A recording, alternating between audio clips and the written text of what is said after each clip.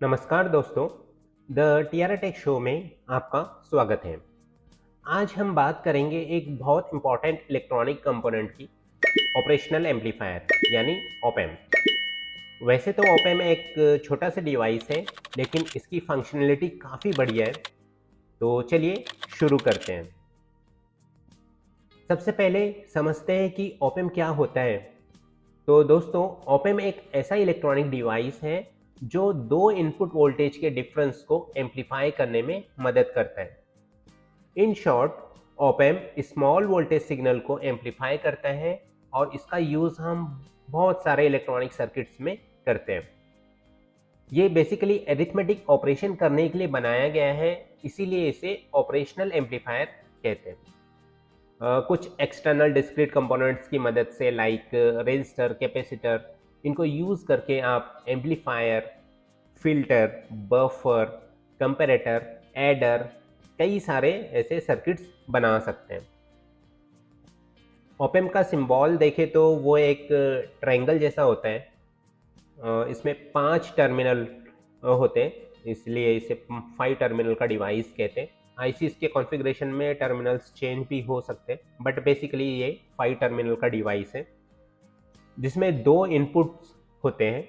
एक negative means inverting input और एक positive means non inverting input. साथ ही एक आउटपुट भी होता है और इसके पास 2 पावर सप्लाई पिन्स होती है, एक पॉजिटिव पावर सप्लाई पिन और एक negative power supply pin.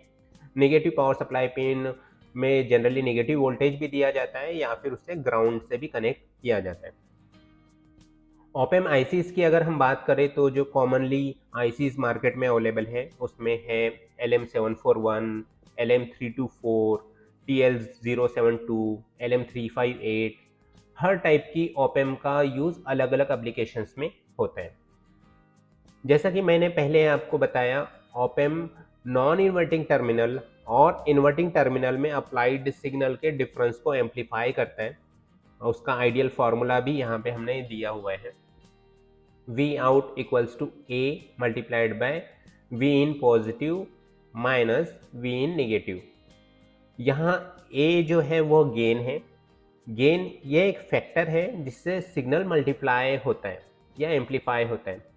Gain feedback register और इनपुट रेजिस्टेंस से कैलकुलेट किया जाता है, जो हम आगे कोई सर्किट्स में देखेंगे। वो फार्मूलाज के अकॉर्डिंग चेंज भी होता है। ऑप-एम्प को कॉन्फ़िगर करने के कुछ कॉमन तरीके होते हैं। Inverting amplifier, non inverting amplifier. Inverting amplifier में आउटपुट अपोजिट फेज में होता है, जबकि नॉन इन्वर्टिंग एम्पलीफायर में आउटपुट सेम फेज में हमें मिलता है। अगर हम इसके इंटरनल स्ट्रक्चर को देखते हैं तो इसके अंदर डिफरेंशियल इनपुट स्टेज होती है, एक हाई गेन एम्पलीफायर होता है और एक आउटपुट स्टेज होता है। इन सब का कॉम्बिनेशन करके ही एक हाई पावर ऑपरेशनल एम्पलीफायर बनता है। ऑप-एम्प का यूज़ कहाँ-कहाँ होता है, इस पे भी बात कर लेते हैं। ऑप-एम्प जनरली सेंसर्स के वीक सिग्नल को एम्पलीफाई करने के लिए यूज़ किया जाता है। कई सारे आईओटी एप्लीकेशंस में हम इसको यूज़ करते हैं। इंस्ट्रूमेंटेशन एंड मेडिकल इक्विपमेंट्स में इसका बहुत इंपॉर्टेंट रोल है। ये वोल्टेज एम्पलीफिकेशन के लिए तो यूज़ होता ही है, साथ ही सिग्नल प्रोसेसिंग, फ़िल्टरिंग जैसे कि रेडियो एंड टेलीकम्युनिकेशन डिवाइसेज़ में भी हम इसे यूज़ करते हैं। चलिए कुछ एग्जांपल सर्किट्स यहाँ पे देखते हैं।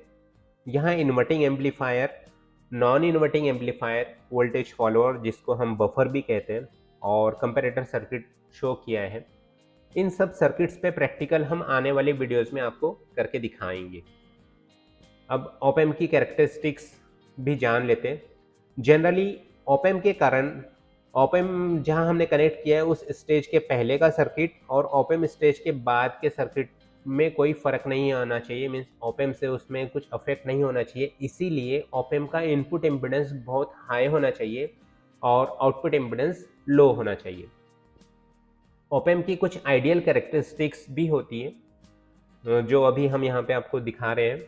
जैसे कि उसमें इन्फिनाइट इनपुट इम्पीडेंस होता है, जिससे कि वहाँ लगभग ज़ीरो करंट फ्लो होता है इनपुट स्टेज में। ज़ीरो आउटपुट इम्पीडेंस होता है, दैट उससे जो भी हम सर्किट ड्राइव करें वो फुल करंट में ड्राइव हो सके। इन्फिनाइट ओपन लूप होता है, ज़ीरो इनपुट ऑफसेट वोल्टेज होता है। ज़ीरो इनपुट ऑफसेट वोल्टेज क्या होता है हम फ्यूचर वाली वीडियोस में आपको अच्छे से एक्सप्लेन करेंगे। Infinite bandwidth with zero phase shift and infinite slew rate, zero noise, infinite common mode rejection ratio और infinite power supply rejection ratio, ये कुछ आइडियल कैरेक्टरिस्टिक्स हैं। तो दोस्तों आज हमने ओपेम के बारे में बेसिक अंडरस्टैंडिंग हासिल की है।